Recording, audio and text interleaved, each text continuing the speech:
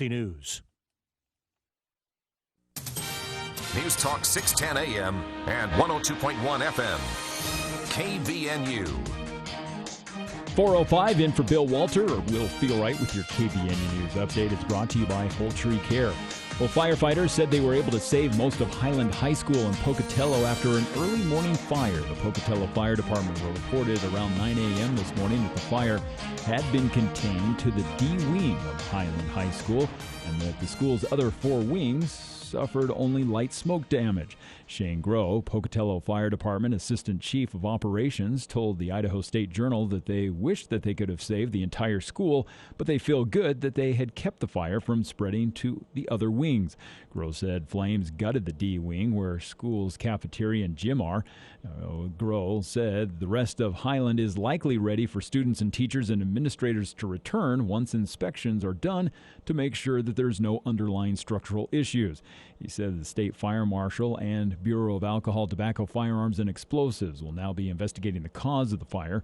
Groh said that he does not know what initially sparked the blaze, but he believes the fire started in the school's cafeteria area. Well, this weekend marks Earth Day, and Logan City is encouraging residents to get involved. We'll get to that story on the way in just a minute, as we have cloudy skies and still some light rain falling through the rest of the afternoon. As temperatures have been in the low 40s today, tonight will drop into the low 30s as the storm moves out, and that's going to bring a mix of sun and clouds for Saturday and Sunday, as temperatures should be about 47 on Saturday, 54 on Sunday, and then another chance of showers and thunderstorms for the first of next week, Monday and Tuesday, as temperatures will stay in the mid to low 50s. Well, Earth Day 2023 is being celebrated today, according to a proclamation issued by Mayor Holly Danes earlier this month. Danes said while announcing the proclamation that the city of Logan is challenging every resident to help in conserving and protecting the environment. Green activities recommended by city officials to observe Earth Day include recycling, water and energy conservation, tree planting, and actively educating each other about environmental issues. Danes urged the entire Logan community to join city officials in efforts to help protect and preserve Cache Valley's environment for present and future generations. Of course, the citywide celebration is coming one day early than the national observance of Earth Day, which is tomorrow. And police departments in Utah are working together to prevent distracted driving in a goal of reducing fatalities. An average of 3,000 Americans have died per year from a distracted driver-related crash since 2010. That's according to the National Highway Traffic Safety Administration. And here in Utah, there's been 4 deaths already this year alone caused by distracted driving.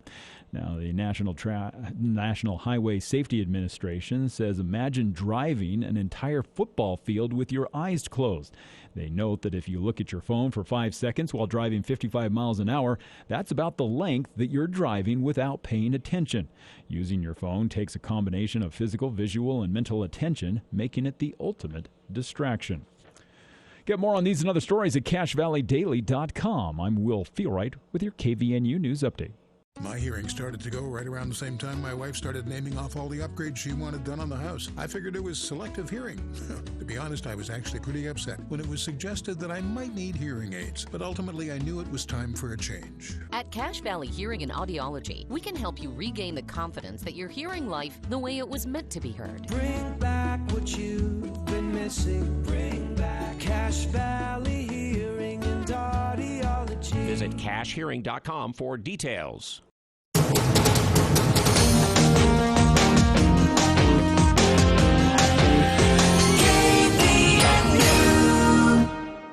This is Cache County Executive David Zook inviting you to the first annual Family Resource Fair, April 21st and 22nd at the Cache County Event Center. Discover resources for families, enjoy delicious food, participate in fun activities, visit exhibits, attend workshops, and cheer on your favorite hero in the Fastest Fireman in the House contest. The Family Resource Fair coming April 21st and 22nd to the Cache County Event Center. Free admission and fun for the whole family. For more information, visit FamilyResourceFair.com.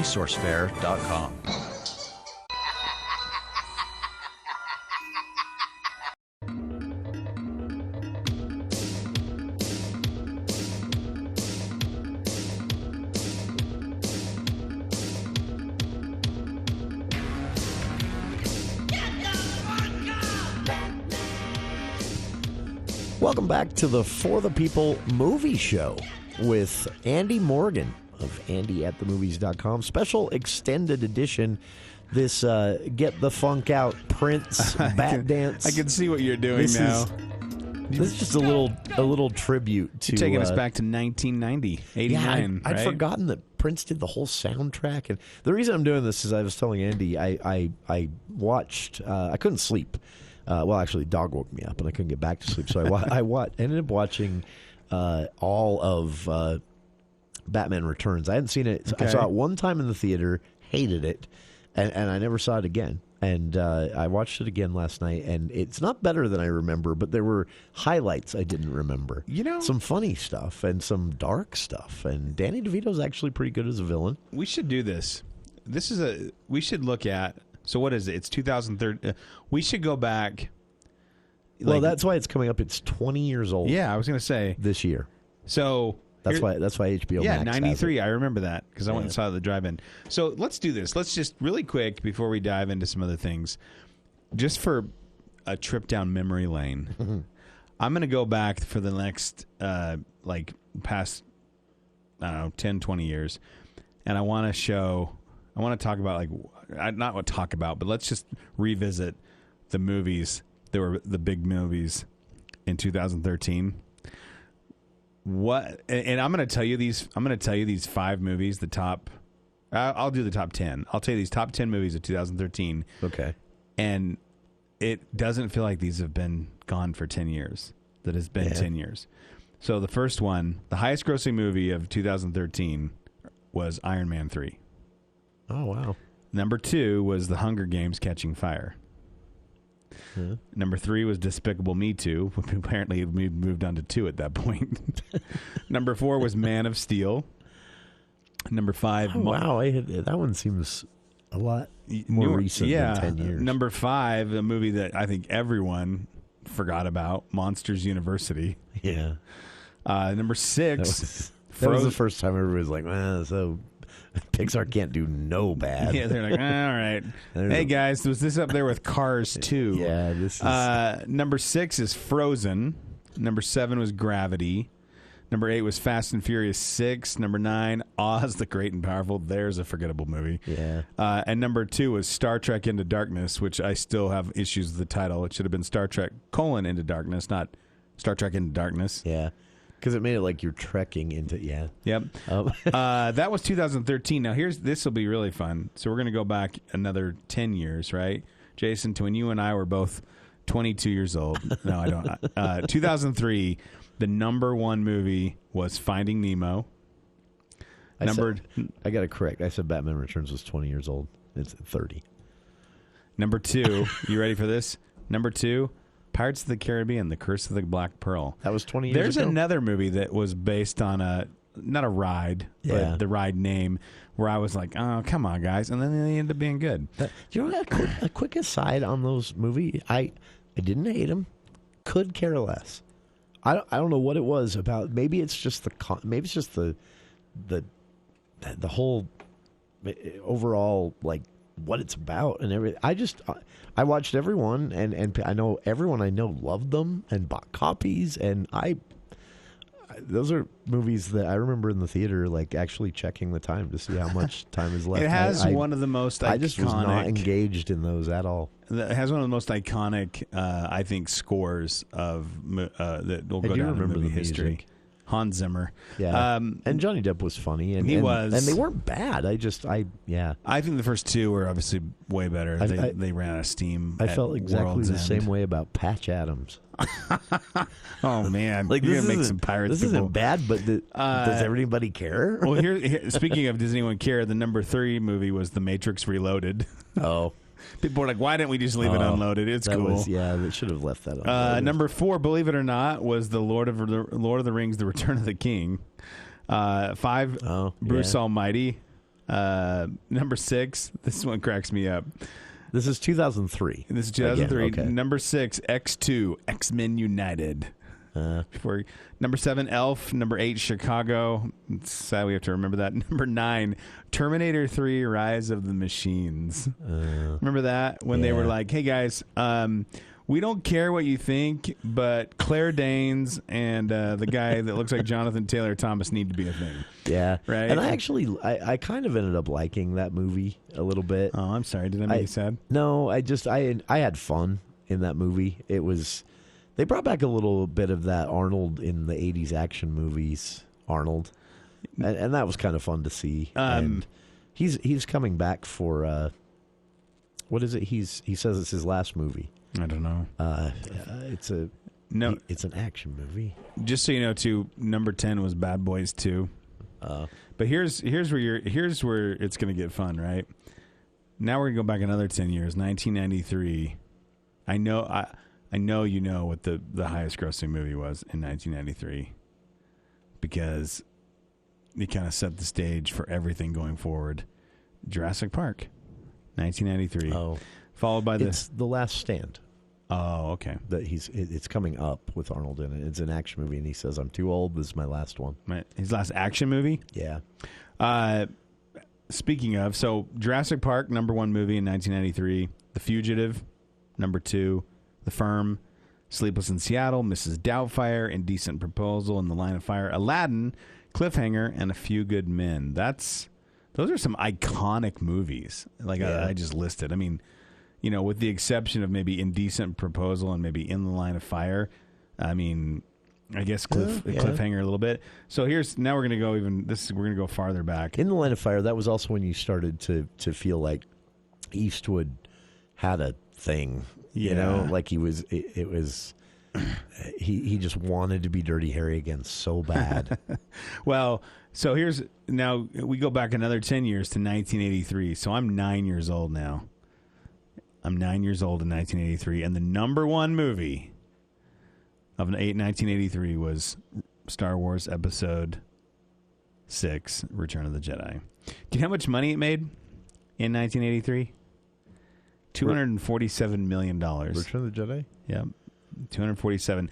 Tootsie was number 2, followed by Flashdance, Trading Places, War Games, Octopussy, Staying Alive, Risky Business, Mr. Mom, and National Lampoon's Vacation. And rounding out the top 10 is one of the greatest movies ever made, Richard Pryor's one of his best roles ever, Superman 3. When people went, maybe we don't need any more of that. That is. I hated that. I love Superman. That. I love Superman the movie, and I love Superman 2 at the time. Superman 2. But I thought Richard Pryor as a kid. I thought he was funny. Yeah, I was never allowed to watch his stand up. That's why. Sure. So I thought he was this funny, just nice actor, and his stand up's hilarious, by the way. But it's very rated R. But and so I was excited he was going to be in Superman 3, and then I wasn't excited that he was in. I don't know. No. He's the best part of the movie, but yeah, but it just didn't work. No, you're right. And I think I don't know. I mean, some of those movies that we just listed, I mean, some of those are iconic. But you and I were talking during the break. We were talking about, you know, why people stay away from the movie theater, and we talked about, you know, kind of the cinema post-pandemic, right? Because the pandemic started in 2020, completely derailed Hollywood's plans for that year. 2018 was, as far as I can tell, domestically the highest grossing year in movie history. Like $11.8 billion. That was a good year, though. It did. That was the year that we were in the studio every weekend, every Friday, saying there's too much. Yeah, we were can't like, keep up. I can't keep up. Yeah, and you know, that's actually a great point because they released like 900 some odd movies, right? Yeah. The next year, the box office dipped a little bit, like maybe 6%, like $11.3 billion, but still one of the biggest, you know, years on record. That's when we saw a lot of these movie franchises that we loved come to the close, remember? Yeah. 2009 was Rise of Skywalker. It was Avengers Endgame.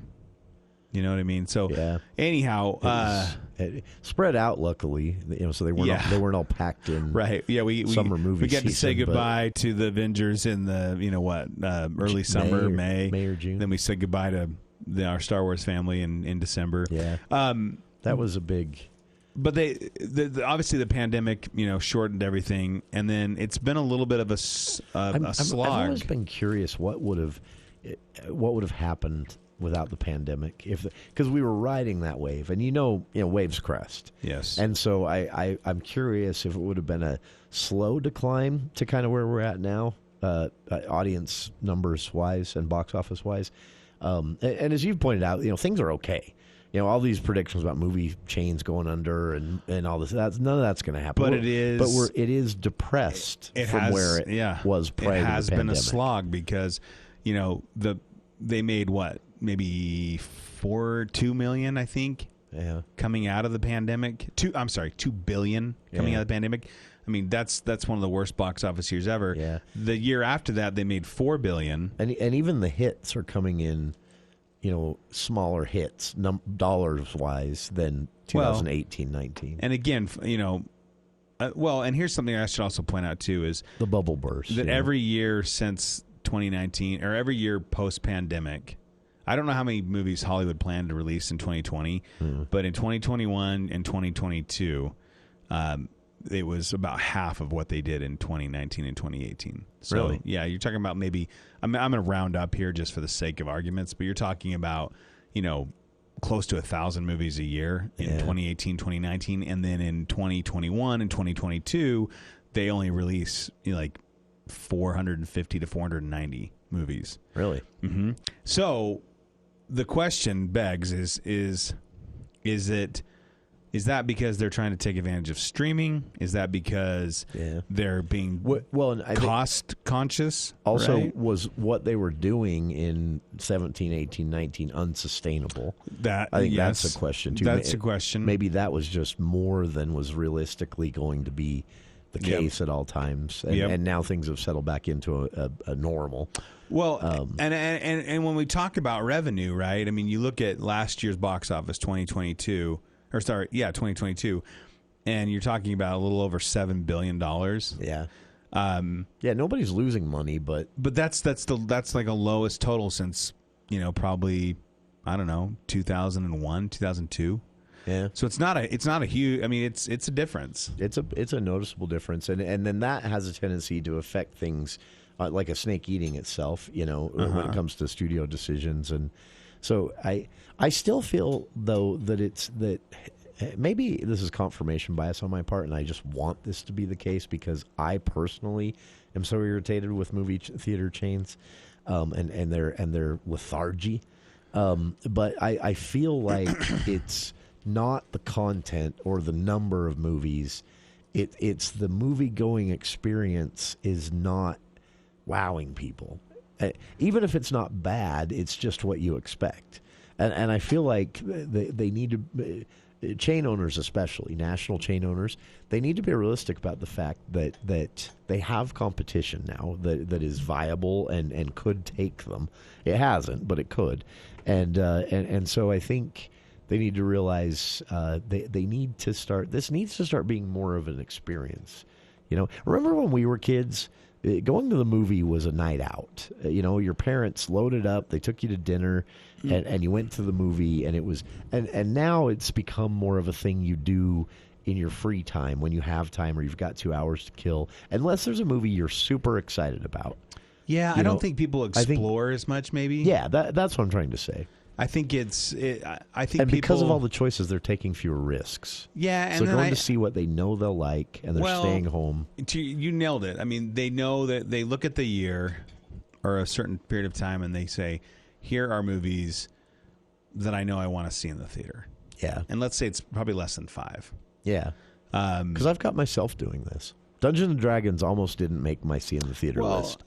I would have caught it on a streaming service later, until I had to use. Yeah. I went. See, this is the irony, though, and I'm different than probably the average moviegoer, but I went because I needed another movie to make my Movie Pass card monthly fee worth it.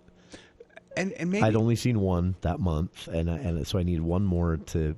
This is actually to make it mean I'm saving money with Movie Pass. We should open this up to some callers because I would like to know from folks. Like if you're not super eager or maybe the question is this: has your movie going habits changed in the last, let's just say, 5 years?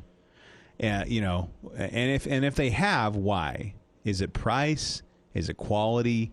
Is it you have more of a convenience at home now with streaming, and so going to the theater is I'd love to hear the answer, because I feel like it's going to be different than mine, maybe. Or 753-5868 if you want to weigh in on that. That's a very cool question. Some movie news, too, and some upcoming stuff we'll be talking about later on in the show.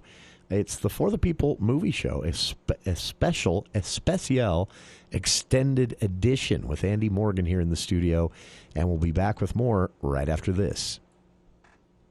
News Talk 610 AM, 102.1 FM, KVNU. Here at the Spring Open House, Anderson Seed and Garden, want to invite you to come down. They've got some incredible prices right now on their 10-inch hanging baskets. Strawberries that are, it's time to start planting. And we're here with Mark Anderson. In the last hour, we were talking about voles and the damage that they've been causing over the winter. What's the best way for people to get rid of voles if they've got a problem with them? At this point where the snow has really started to melt, the voles are going to disappear. They're going to go find somewhere else to hide instead of being out in your turf, because you've got hawks and you've got cats and you've got dogs and you've got snakes, and lots of natural enemies that are going to be after them right now. So they're going to just disappear for a while. So to really prevent, we're going to want to do that in the fall. But there's a lot of damage that's been done throughout the winter because they've had a party out there in your lawn all winter long underneath all that snow.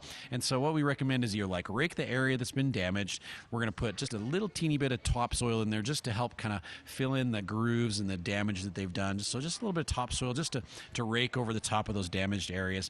And then definitely use a good blend of grass seed. We can just broadcast some new grass seed over those areas that have been damaged. Rake it lightly, a little bit of fertilizer, a little bit of humate, and then just try and keep that area slightly moist. And we're going to have all brand new grass coming up. And the great thing about some of the new varieties of grass is you've got drought tolerance, you've got insect resistance, you've got disease resistance, nice dark green color, all built into a lot of these newer grasses. So not only do you have to water less, but if you get the right mix, you'll never really ever have to put an insecticide or a disease control on ever again, because the grass just resists almost all the diseases and insects that are out there that could naturally do damage. So while we're fixing some of those spots that the voles have damaged with a little topsoil and a little fertilizer and some new grass seed, we're going to fix some other problems while we're at it as well too, which is really nice. And you might even like some of the newer grass we put into those areas that got damaged. You may want to do your whole lawn. Yeah, I was going to say, it may not be a bad idea just to consider overseeding the whole lawn, especially as you're putting in some fertilizer. It's a perfect time of year to do that.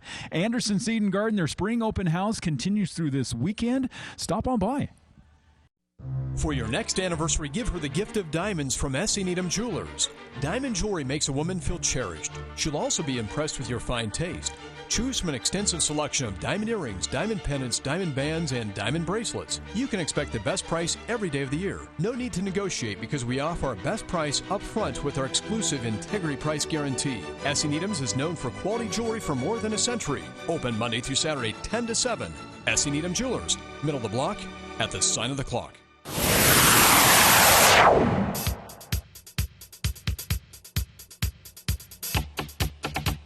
Welcome back to KVNU's For the People.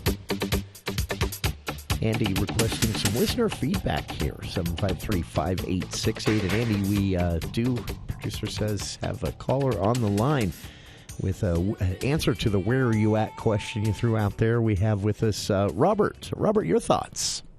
Yeah, hi. I listen to you guys every week. Really appreciate your show. Oh, thank you. I go to a lot of movies. I've got streaming at home. There's just something about sitting in a movie theater with the big screen. When I went and saw The Whale, I saw it at the movie theater, and it's acting. It was on the screen in front of you acting. It seems like nowadays the studios is just special effect after special effect after special effect, and it's over and over and over. It's sad that we don't have the real actors like in The Whale. that we used to, but it just seems like, hey, if it works, if Avengers works, hey, let's just keep throwing them out. It would be nice if we could get,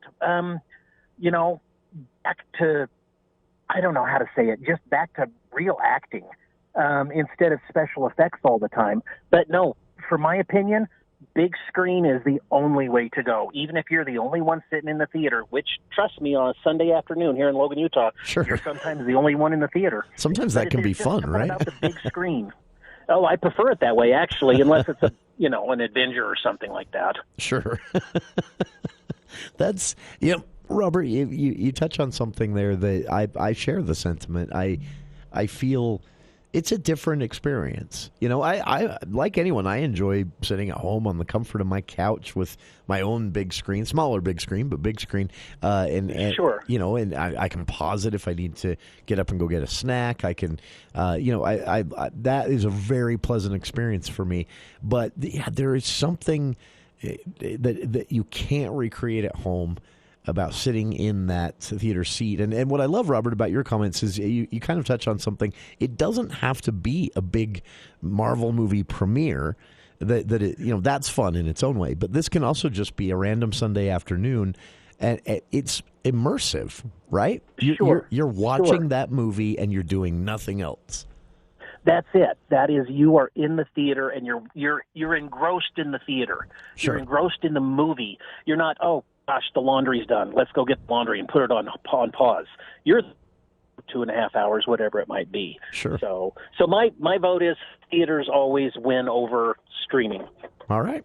I'm with you, Robert. I think this is something that we take for granted, and I hope that more people start to remember how important and fun that experience is. And Robert, appreciate you calling. Share your thoughts. Yeah. One other thing. During the pandemic, also, we were so fortunate here in Logan to have theaters that stayed open. Yeah. Most big cities, they shut them down.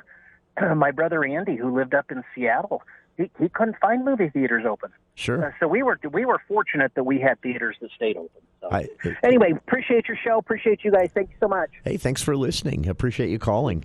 And I'm with Robert. There is something, we take it for granted, but that that immersive experience of sitting down with your butt in a theater seat, if you're courteous and following the rules, you don't have your phone out to distract you. As Robert mentioned, you're not going to pause it to run to the restroom. Pause it to run get the laundry. You might have to run to the restroom, but that'll be a quick trip. But when you're sitting there in that theater with the lights down, you are doing nothing but watching a movie. And on a broader sense, I think a lot of the anxiety. I'm not trying to say movies will save the world. I'm not trying to say that. I'm not going that far. But I do think when we on this show, on the regular days, not the movie show days, we talk a lot about the anxiety that's out there, anxiety around young people about some of the things they're facing and their lack of faith that elected officials and other leaders are going to actually tackle these problems that adults are facing with anxiety about their kids or about their economic future.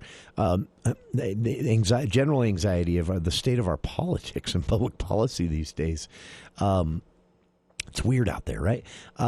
There is something about, and again, not trying to say movies will save us, but movies can be one of the things that for some people gives you a movie theater experience, gives you that experience that I think we take for granted, which is really checking out.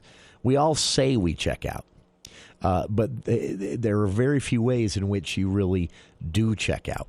The trails and the canyons. That's one example I can think of where you do check out. You don't have a cell phone signal. You're focused on the trail, not falling and breaking an ankle. You're looking at the scenery, watching for mountain lions, maybe if you're up there far enough. That is an immersive experience in which you are undistracted from the task at hand. And if you enjoy hiking, that's great. If you don't enjoy hiking, a movie theater is kind of the same thing. It's dark. You're to turn your cell phone off or silence it and leave it in your pocket. If you're courteous to other moviegoers, at least, and not that guy.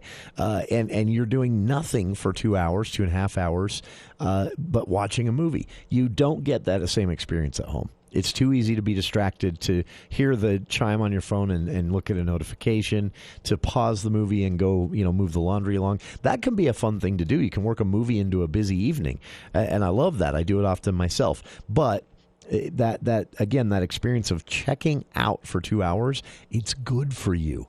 And for that reason alone, I'm with you, Robert. I will always be a fan of the go to the movies experience, even if it's just 3 o'clock on a Sunday afternoon and nobody's there but you. And if you do find yourself alone in the theater, still leave your phone in your pocket. Why would you not take advantage of that excuse to not look at it for 2 hours? Yeah.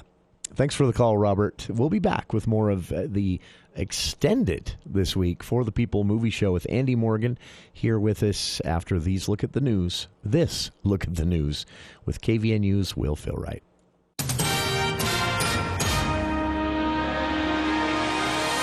Thank you, Jason. The news this hour is brought to you by Cache Valley Hearing and Audiology. The recent heroic actions of a Utah first responder were highlighted in a press conference that was held yesterday on the dangers of wrong-way driving. Colonel Michael Rapich with the Utah Highway Patrol was on the scene of the Police Officer Standards Training Building Thursday afternoon in Sandy to deliver a briefing on the incident in which Utah Highway Patrol Sergeant Chad McCoy put himself in harm's way to stop a wrong-way driver. According to troopers, Sergeant McCoy intentionally collided with a wrong-way driver on I-80 in Tooele in an effort to prevent any harm to other motorists on the roadway. Colonel Rapich called wrong-way driving incidents representations of one of the most challenging immediate threats to public safety that troopers are facing right now. Recent data obtained by the Highway Patrol revealed that Utah has already seen 83 wrong-way driving incidents this year alone, 8 of which resulted in vehicle crashes, and of those 8 crashes, 4 ended in fatalities. Colonel Rapich explained how there are only so many opportunities for troopers to intervene in timely situations like these. Unfortunately, Sergeant McCoy was quick to step in ahead of Tuesday's incident. And a 40-year-old man was injured while working underneath his pickup truck in Iron County. According to deputies, they responded to the scene in the area of 6400 West Lund Highway, just west of Cedar City, at around 4:30 Wednesday afternoon. Now, they said the man was using a lifting jack to work on his truck when the jack failed, causing the truck to fall on top of him while he was seated underneath. Several friends who witnessed the incident were able to lift the truck off of the man and pull him out from underneath it before help arrived on the scene. It was reported the man was conscious and breathing, but in extreme pain with possible chest injuries. He was later flown to the hospital. And Japanese Americans are gathering this weekend for memorial events at the World War II Topaz internment camp in Delta and in Salt Lake City to mark the 80th anniversary of a murder. In 1943, James Wakasa was walking his dog inside the internment camp when an Army guard shot and killed him, alleging that Wakasa was trying to escape. A Topaz camp descendant and Tumaki Dion is president of the Friends of Topaz. It's a group that actively supports the Topaz Museum in Delta. Dion, a third-generation Japanese American, says several of her family members lived or were born in the internment camp. Yes, it's a personal story, but it is an important story for all Americans because we happen to be a targeted group in 1942, but this can certainly happen to any other group in the United States. Dion adds the event, which took Wakasa's life at age 63, symbolizes not only his tragic death, but the many injustices endured by Japanese Americans incarcerated during that time period. Well, clouds and still some lingering isolated showers is possible from this storm as it's moving out of the area, and that's going to leave us with cloudy skies overnight as we've been in the low 30s today. Tonight we'll drop into the low 30s, and then tomorrow a mix of sun and clouds, temperatures back into the mid-40s before we'll see those mid-50s with still partly cloudy skies on Sunday. Another chance of showers headed our way for Monday and Tuesday. I'm Will Philwright for KVNU News. From ABC News, Wall Street now. Minimal gains in Friday trading for the 3 major indexes. The Dow was up 22 points. The S&P gained less than 0.1%. The Nasdaq was up by 0.1%. little more than a month after the U.S. government stepped in to backstop the failed Silicon Valley and Signature banks, the Treasury Department's Risk Oversight Committee is out with a proposal of how it assesses and manages financial risk. It's the first time it's been released for public comment. Automakers could be on a bumpy road when it comes to labor relations. The UAW president told reporters Friday joint venture battery factories among Ford, GM, and Stellantis must not be used to circumvent the commitment to members. Labor deals with all three expire in September. Rideshare company Lyft is carrying out a second round of layoffs in less than 6 months. It cut 700 jobs in November, and the Wall Street Journal now says as many as 1,200 workers, or 30% of the workforce, could be affected. Brian Clark, ABC News. With this incredibly cold and wet winter, it's put everybody behind on lawn care services. Logan Extermination is ready to serve you. They offer the following services: outside bug spray from April to October for $65 per spray. Spray for weeds in your lawn as soon as possible for only $45 per 5,000 square feet. Don't forget, Logan Extermination can aerate your lawn to get airflow to combat the extra snow and moisture. Call Logan Extermination today. Logan Extermination, 752-8450. Some companies will quote you a lower price just to get you to commit to having them perform a service for you, but not John Hanson, the Duck Hunter. When you see coupons or prices advertised for services, we highly recommend you call and ask a lot of questions. Find out what other costs might be added, what type of equipment and experience they have, and what you can expect from their finished result. This tip will get you better service and a good price. For a free consultation on air duct cleaning and dryer vent line cleaning, call the Duct Hunter, 770-4813. We are the Duck Hunter. Hi, it's John Weiss. At Heritage Jeep, we always look forward to the Jeep Celebration Sales Event, where you can receive 3 years of vehicle maintenance with your purchase. We've got great deals on a full lineup of new Jeep vehicles all month long at Heritage. Check out the all-new 2023 Wagoneer, winner of the Best Luxury Utility Vehicle, or lease a 2022 Jeep Grand Cherokee 4xE, just $389 a month. Get started at heritageeprice.com. Heritage Jeep, your hometown dealer with the biggest deals.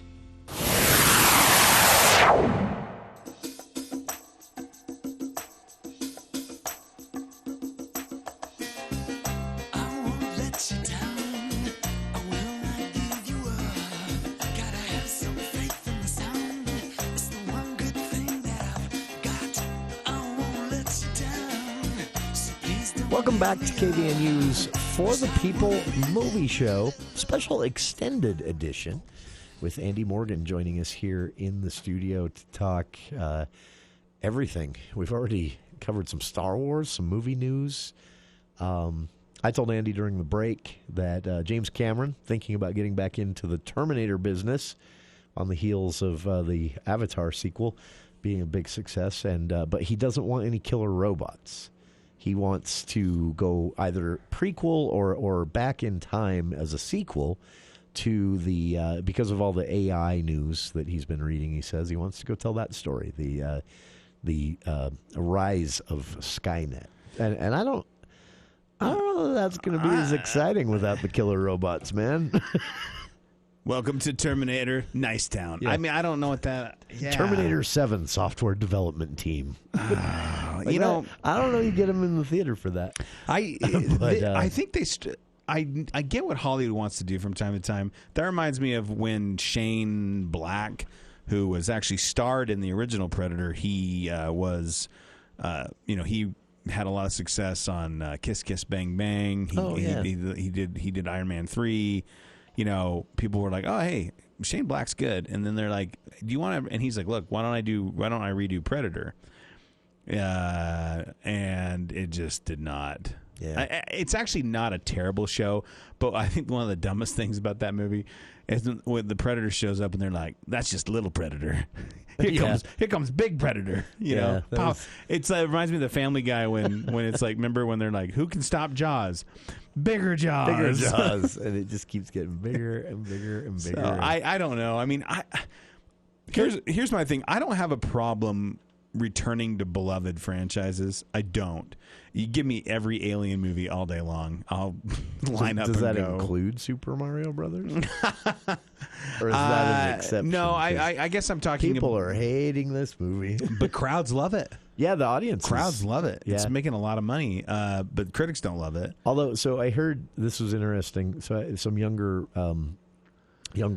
people in my family, relatives of mine, and they went and saw it. Huge, fans. They play Mario as retro now. They went back and one of them bought a old Super Nintendo that still worked and play the original, and so that's what the kids are up to these days. And they went and saw it, and they talked a little bit. I asked them about it, and they talked a little bit about the Easter eggs that are in it and stuff.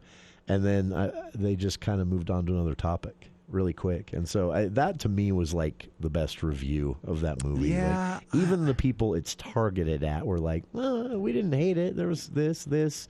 Anyway, something more interesting just happened. We'll be over here. My wife and I were talking about this when we were coming out of Dungeons and Dragons because we both, really enjoyed it. And the comment I made, and we've talked about this before, Jason, is, and I think this goes back to this actually is a nice capstone on our box office discussion, is I think we're in an era right now of superhero fatigue. They make money. Yeah. But I think crowds generally right now are like, like it feels tired. It's almost like people are like, again, like, you know what I mean? Like, and I'm not saying there won't be a hit or a gem every once in a while, but I just like Guardians of the Galaxy 3 will be huge in May, or it might not. We don't. I mean, that's the thing. Like we thought Quantum Mania, right? I just think the third Guardians of the Galaxy has so much potential. Yeah, I mean, James Gunn made a great point. He said that the blip messed everything up. Yeah, that sort of threw everything off. It put a period at the end of the sentence. Yeah. And it's the same thing with why I think Rise of Skywalker struggled, is because you get to The Last Jedi, which feels like a third movie, not a middle movie. Yeah. Because you've got these lead ups to these things that are supposed to be very important. And I'm not, by the way, I love The Last Jedi. I think it's great. It's my favorite of the newest three. But I remember getting to the end of that and going, well, wait a minute, now where are we going? Right? Yeah, I think that would have been a great final installment. Well, you had like, who's Snoke? And then nobody. He gets killed, and then you have all the setup for that, and then he was just, well, who's my parents? Yeah. Nobody. They were moisture farmers, right? Which we obviously, and then it almost seemed like J.J. Abrams, in Rise of Skywalker, kind of like, well, hang on, he was just saying that to be manipulative. You know what I mean? So because I knew where this was going when I made the first one. I think kind of mad at that Ryan guy. I think there are movies that are coming out that are going to be well timed. So I think Indiana Jones, that we're more than 10 years removed. I mean, what? No, not even 10 years. How many years are we? Well, and I think I think that's a movie that's going to get a whole new audience that maybe have never even seen the originals, but I also think for fans who have kids now to take, they want, they don't want it to be left on the Crystal Skull. Yeah. Well, I think there's a lot of people out there that will go see this movie because they want to get the taste of the Crystal Skull out of their mouth. It's actually a great. That's a great segue because still can't believe it. Funko Pop is really putting a ton of stuff out right now with their whole Indiana Jones. They're definitely banking on this being big. Well, and so we were talking about this when we were in Disneyland because we rode the Indiana Jones ride a couple times, and we were talking about our favorite Indiana Jones movie, and I have a controversial opinion. Andy's perfect order of Indiana Jones movies, again, not seeing the Dial of Destiny yet, starts with my favorite Indiana Jones movie is Indiana Jones and the Temple of Doom. Really? The second? And for a lot of reasons. It's way funnier. Raiders is so serious. Yeah. I mean, there are some funny moments, but not even really funny moments. There's some maybe kind of like, yeah.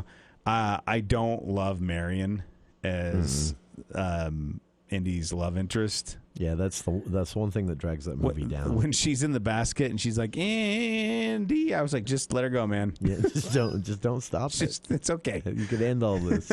Anyway, Yeah. Raiders of the Lost Ark seems like more of a serious film, and I'm not. By the way, I love it. I love it. Love it. I think you see this a lot where a certain movie is made, but then parts they didn't really make a focal point become an audience favorite, and so then the next movie comes along in the franchise and they're like, okay, it's all this now. No, and that's where you get Temple of Doom. Kate Capshaw is so underrated in Temple of Doom as Willie Scott. Yeah, I mean, some of her lines, we were just kind of like, and you also get this instead of the damsel in distress woman, you get this.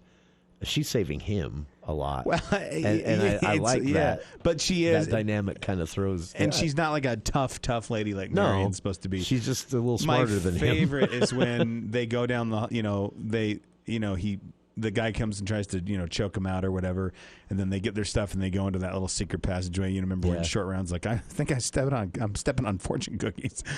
That whole scene.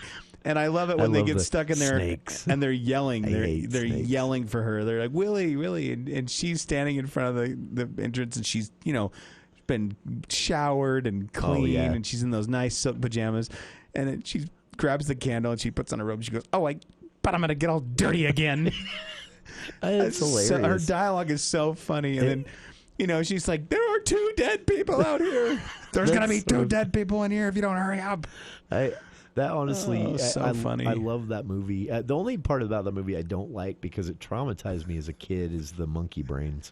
Oh, but that's still, even though I'm an adult now and realize it's just special effect. But again, Willie is so funny cringe. in that. This Maher, he's a real tiny guy. Tiny guy. He's a kid. He's a kid. See, one of the reasons funny. I put the Last Crusade as my favorite is that's my second. It's really nothing to do. I've realized this because you've told me this before about your order, and I realized Temple of Doom is the best one, but I enjoy the Last Crusade more. But I realize what it is. It's really nothing to do with the movie necessarily, as opposed to Temple of Doom. It's that that's a thing. The whole Templar Illuminati conspiracy, it's fun. I've always found that fun, and the puzzle. But as they chase that, we talk about I just think troubles. That's so cool with final films. And granted, we know it's not the final film now, but at the time, what a great ending! Yeah. I mean, very good trilogy. That's also what made the Crystal Skull so disappointing because you opened it back up for this.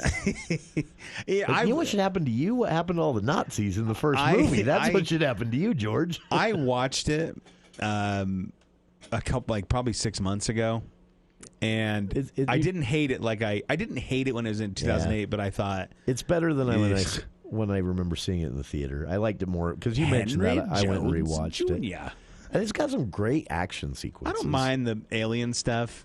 I don't. It doesn't. But I do think that just. It's not a smooth ride to get to where it ends. Well, and it suffers from the same thing that a lot of George Lucas content suffers from. Is that I swear things are written into the script because they can technically do them. Well.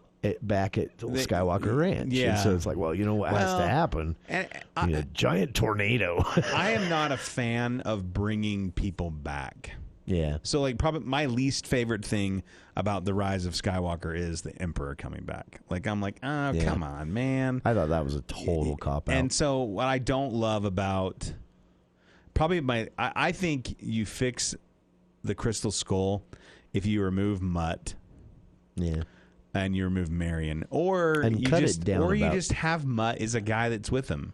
It's like his greaser short round, I guess. I don't know, cut it down about 30 minutes. I just tighten things up a little bit. It wanders a bit. It's got a great cast. I mean, you got Kate Blanchett. You've got, and really the plot's okay until it's just the ending where I thought it's rushed. It feels rushed. Yeah. I felt like they knew they wanted to make this movie. They didn't really know what movie they wanted to make, but they started making it anyway. And then eventually it was like, well, we got to wrap it up somehow. Yeah, and that's what I like. That's what I like about Brilliant, George. I'm really hoping Dial of Destiny. Yeah, because watching the new trailer that came out last week. You've got old Indy, but then they're showing some stuff where they've de-aged him. Yeah. Like they did Michael Douglas and, Ant-Man. And so which is going to be, I don't know. But what I'm really excited about is, the reason I want this movie to not be bad is that I've always liked the idea. We talked about this a couple weeks ago, so I'm repeating. Being James Bond. Well, yeah, like a James Bond kind of thing where it's just a franchise that goes on forever and indies come and go and we don't care. It's part of the, it's a known part of it. I think it has so much potential there if they can relaunch it with this film. And then I've also always liked the idea of a young Indiana Jones series because I think the premise of Indiana Jones movies in general is really cool. Yes. And I think you could do a young... And the only reason that didn't work when they tried it is the Harrison Ford in Star Wars. That's the rumor. Nobody knows for sure. But the rumor is that they said, Harrison, we'd like you to come back and play Han Solo for a movie. And he said, hard pass. And they said, what do we got to do to make this happen? And he said, how about I be in Indiana Jones again? Yeah. And then at the time, Chris Pratt was riding a big wave with, Guardians of the Galaxy. And everyone thought, man, what? The idea was rumored that they were going to not reboot because Indiana Jones is terrible, but just to kind of restart the franchise with a younger actor that was similar to Harrison Ford, and they thought Chris Pratt was going to be the... So I'm so glad that didn't happen. I was enthused about it at the time. He puts me off somehow. I don't know what it is. He's great in Guardians of the Galaxy, and that is all I like. Well, him in. he's like Chris. I've never liked him in anything What's the other else. Chris? The Chris that's in Dungeons and Dragons. Oh, Pine? Chris Pine. So he's the same as Chris Pine, right? I love Chris Pine. Except irritating. No, I like Chris Pine when he's doing funny stuff. I find him he grates on me when for he's some reason. like in Dungeons and Dragons roles, like Star Trek. Oh, okay. When he's trying to be serious in other serious movies, I'm like, doesn't work. No, thank you. And that's with Chris Pratt. Chris Pratt's in the same thing. When he's playing Star-Lordish guys, I think it's funny. It's better when they like, hey, Chris, we want you to be like this, whatever, and I'm like, doesn't work. Nah, and Ryan Reynolds is in the same boat. Yeah, Ryan Reynolds, stay with the comedic things. That's right. That action movie you did on Netflix during the pandemic, no, just not so good. All right, we'll be back with more of the For the People movie show with Andy Morgan joining us, still with us here in the studio right after this. News Talk 610 AM 102.1 FM KVNU.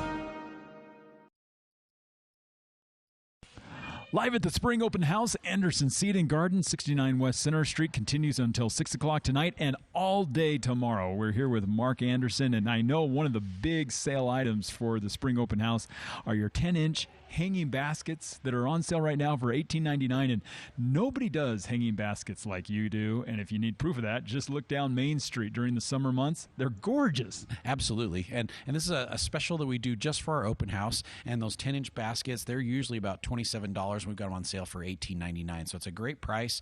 Lots of colors, lots of different flowers to choose from. And what we would really recommend is that you take them and you put them into a 12 or a 14-inch basket and pot them into a little bit larger basket. They will last a lot longer through the summer for you. And then use our secret recipe on them to keep them blooming and looking great throughout the summer. And that includes our blooming and rooting, our all-purpose, our compost tea, and our easy wet. And the blooming and rooting and all-purpose are on sale this weekend for the open house as well too. So it's a great time to pick that up. But the key is to be consistent with fertilizing. Use a fertilizer that's going to encourage blossoms and also encourage some growth to get them to cascade out. And then that easy wet to help keep those baskets hydrated so that they pick up and utilize the water a lot better. So between our hanging basket secret recipe and the hanging baskets that we've got on sale this weekend, you can have some gorgeous color throughout the entire summer. Yeah, and that compost tea you'll start brewing this summer, and that's one of the things that Anderson Seed and Garden has become known for, because you get the container, you pay for it once, and then you can come in and get free refills through the entire season. Yeah, the whole summer. And so we're going to start our compost tea next week. I was hoping to start it this week, but it's so cold. It's like, why are we brewing compost tea when it needs warmer temperatures to really do its thing? So we'll start the compost tea up next week, and you can come in and buy a container, whether it's a 1 gallon or a 2.5 gallon, and then you get basically free refills for the whole summer with that container. Every time you bring that container in, we'll fill it up for you and send you on your way. Keep your plants happy all summer long. Yeah, and so take advantage of the sale prices on the 10-inch hanging baskets, $18.99 this weekend during the Spring Open House at Anderson Seed and Garden. Don't let concerns about today's events derail your long-term financial strategy. Edward Jones Financial Advisors can help work with you to understand today's financial landscape and how to be positioned for the long term. Edward Jones can give you the tools for a reasoned, disciplined approach to investing. Get started by calling one of the 7 Edward Jones locations in Cache Valley. Edward Jones, member SIPC.